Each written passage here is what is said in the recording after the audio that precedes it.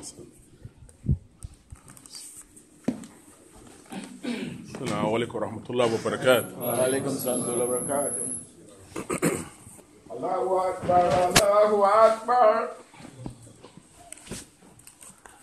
الله أكبر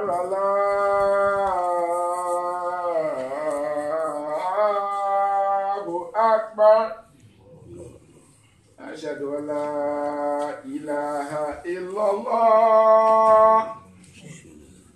أشهد أن لا إله إلا الله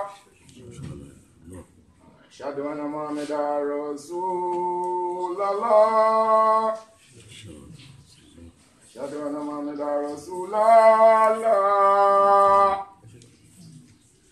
إلى الصلاة إلى الصلاة إلى الفلاح إلى الفلاح الله أكبر الله أكبر لا إله إلا الله.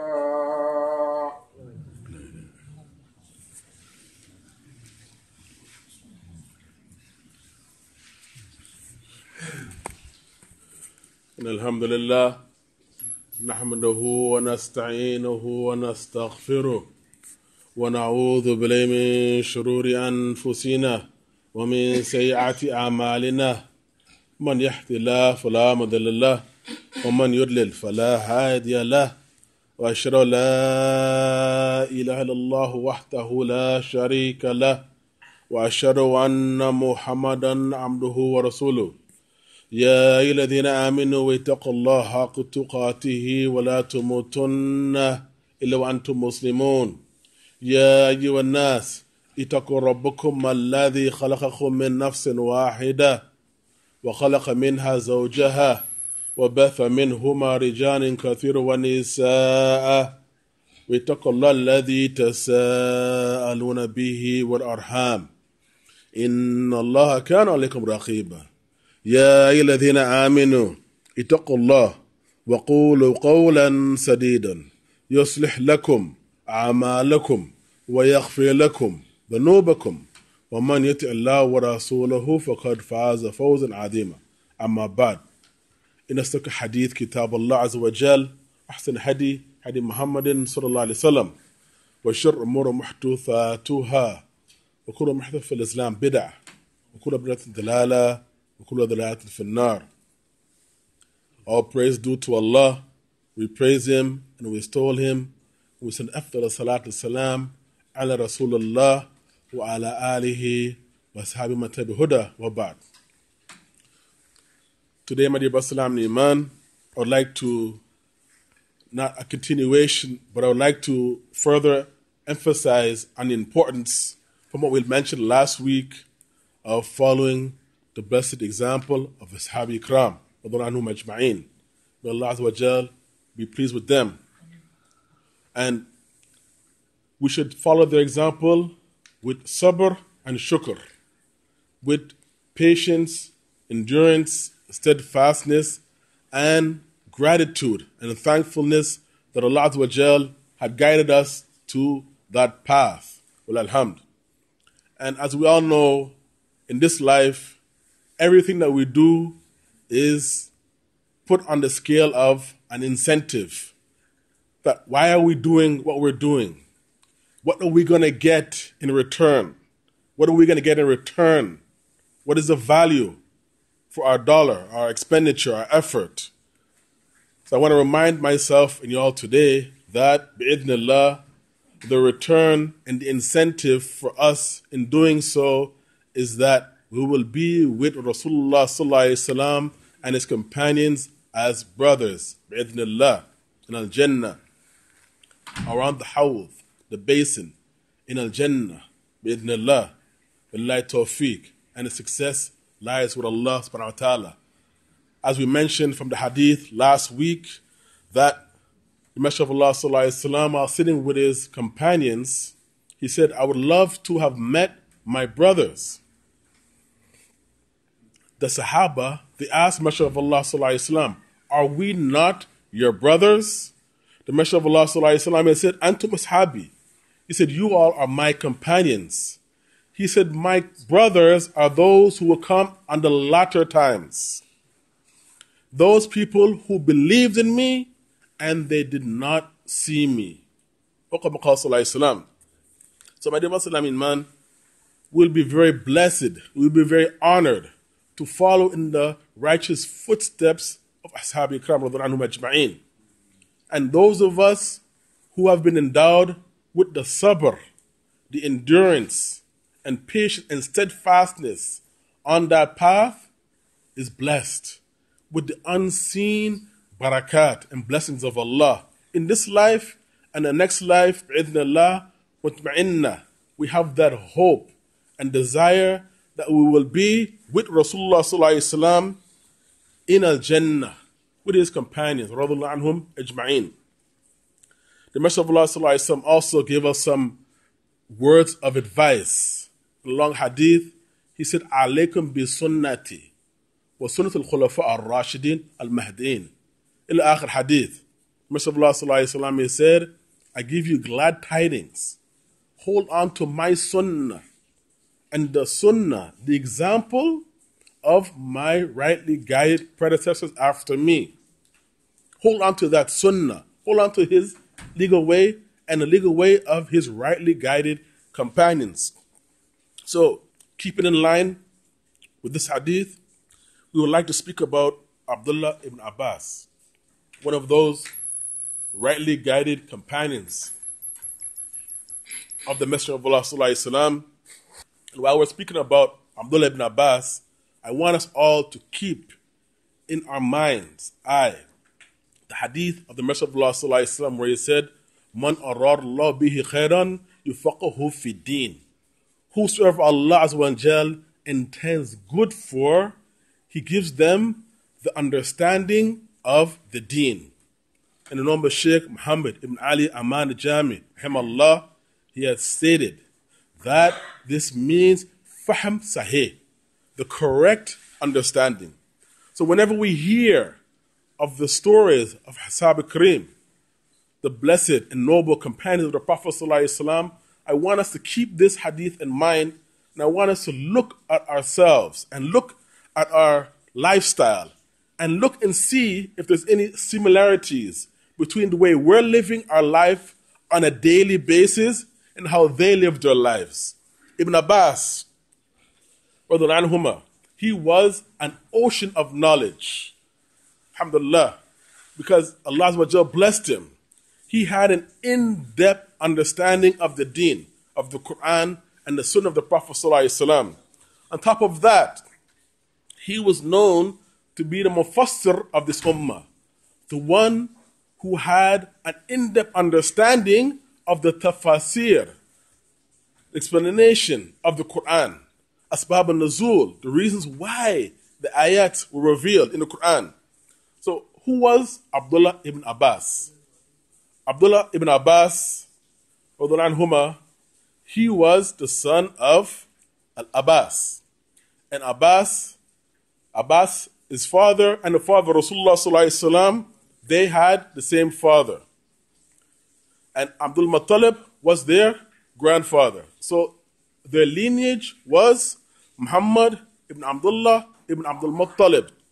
So Abdullah ibn Abbas and Muhammad sallallahu alaihi wasallam were cousins. They had a direct link in lineage. They're from the Bani Hashim tribe of Quraysh. And Abdullah ibn Abbas, he was born just 3 years prior to the Hijrah from Mecca to Medina, Munawwara. And when he was born, his mother brought him to Rasulullah sallallahu alaihi wasallam so he could make the taniq. He used some of his saliva and he put it on the tongue and the mouth of Ibn Abbas, rubbing it on his mouth and on his tongue for the barakah. And this is also a very well-known sunnah that has been forgotten. When a newborn is born, we should chew and read some Quran or make dua and rub it onto the plate of the newborn baby before they start drinking the breast milk. This is for the barakat, the blessing of the young child. While Ibn Abbas was growing up, he was always in the service of Rasulullah sallallahu alaihi wasallam. He would always fetch his water, his canteen for the water, and he would keep his sandals, the sandals of Rasulullah sallallahu alaihi wasallam, with him. And he would be always close at hand of the Prophet sallallahu alaihi wasallam. The Messenger of Allah sallallahu alaihi wasallam, seeing his eagerness and wanting to seek the knowledge and to gain the knowledge, he would pat him on his shoulder and he would say, Allahumma afiqhu fi din wa alimhu ta'wil. Oh Allah, give him the understanding of the deen and make him have a firm grasp for the meaning of the Quran and the Sunnah. Ibn Abbas, being the person that he was with that zeal for the deen and the correct knowledge, he would like to attach himself. He would always choose to attach himself to the people of knowledge. For example, Zayd ibn Thabit, anhu. He was also a very, very proficient person in the recitation of the Quran. And he was known to be a scribe, one of the personal scribes of Rasulullah sallallahu alaihi wasallam. He would write the letters to the Arab tribes and emissaries around Arabia. And he was also one of the ones who compiled the Quran in time of Umar ibn Khattab. So, Abdullah ibn Abbas, he would accompany Zayd ibn Thabit on his journeys, and he would hold the reins of his riding animal, walking at the side of this companion, and as a slave is to a master. And Zayd ibn Thabit, he would say, Latif al-Kidha, don't do like this, O uncle, O cousin of Rasulullah sallallahu alaihi wasallam. Ibn Abbas, he would say humbly, this is how we were taught to respect the people of knowledge. And Zayd ibn Thabit, he would say, let me see your hand. Let me see your hand.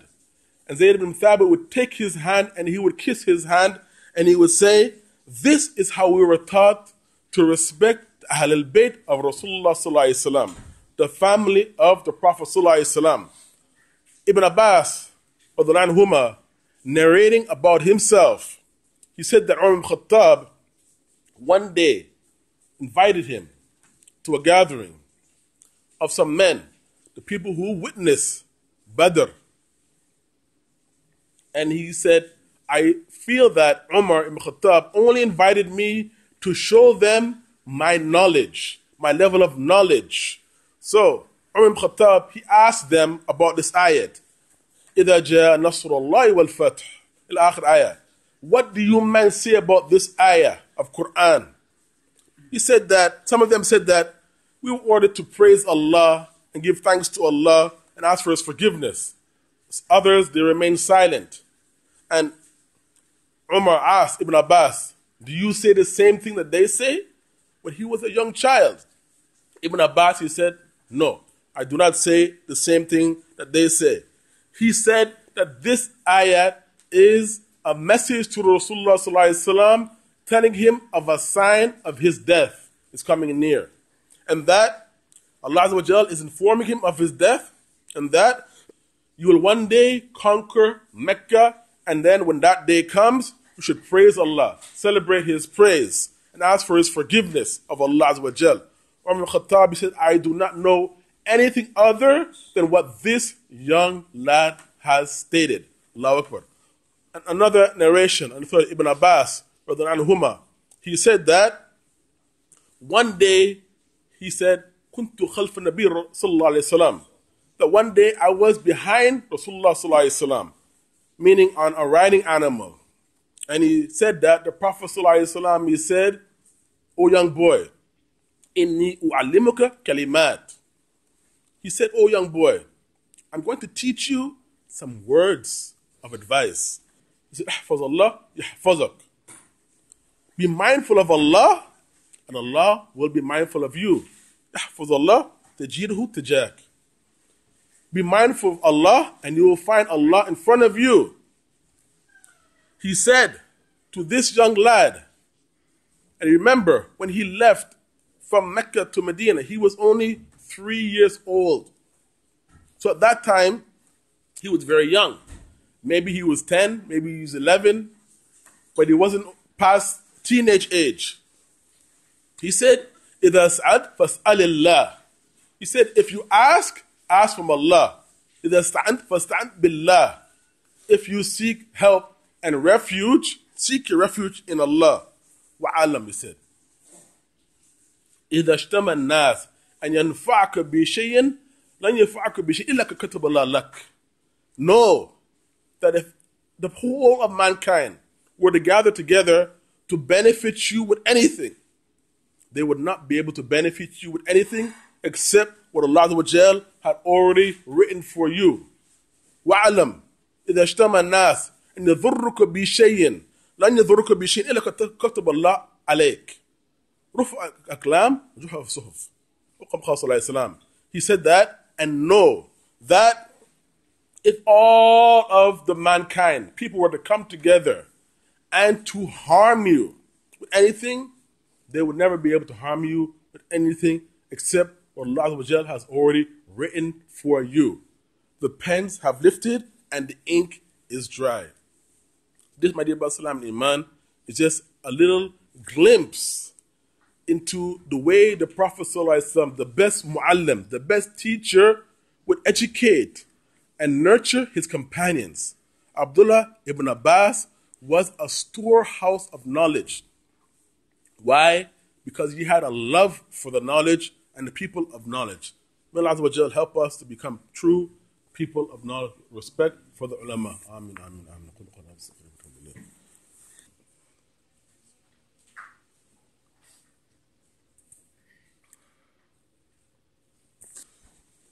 Bismillah, salatu salam ala Rasulullah wa ala alihi wa sahbihi matabi huda wa ba'd. Let us end off with some more words of advice from this noble Sahabi Ikram Ibn Abbas, Abdullah Ibn Abass, anhum. One day a man came to Abdullah Ibn Abbas and he said to him, I would like to give da'wah. I would like to enjoin on the people to do right and forbid them from doing wrong. Ibn Abbas said, have you reached to that level of doing so? The man said, I would hope so. I hope that I've reached to that level. Ibn Abbas said, okay, then if you feel that you will not be exposed by these 3 ayats, these 3 verses of the Quran, then fafa'al, do it. Give da'wah, enjoin the right, forbid the wrong. The man asked, what are those 3 verses of Quran? He said the first one, ayah number 44, Surah Al-Baqarah. He said, أَتَعْمُرُونَ النَّاسِ بِالْبِرِّ وَتَنْسُونَ أَنفُسَكُمْ أَنْتُمْ تَتْلُونَ الْكِتَابَ أَفَلَا تَعْقِلُونَ. The first one, he says, you order the people with righteousness. You order the people with doing good, to practice it. And you forget about your own selves. And you recite the book. Do you not have any sense? Ibn Abbas asked this man, have you reached to that level? Have you put these verses into practice? The man said, no.